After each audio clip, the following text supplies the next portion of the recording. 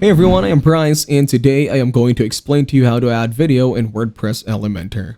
Log into your WordPress dashboard and navigate to the page where you want to add the video using Elementor. Click on the Edit with Elementor button to open the Elementor page builder. Look for the video widget in the Elementor panel on the left-handed side. It is usually under the basic or media category. Drag the video widget to the section where you want to place the video on your page.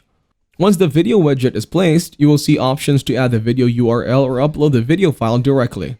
Choose the appropriate option based on where your video is hosted. Configure additional options such as autoplay, loop, mute, controls, etc. according to your preferences. You can customize the design of the video player using elementary styling options, such as changing the size, alignment colors, and more.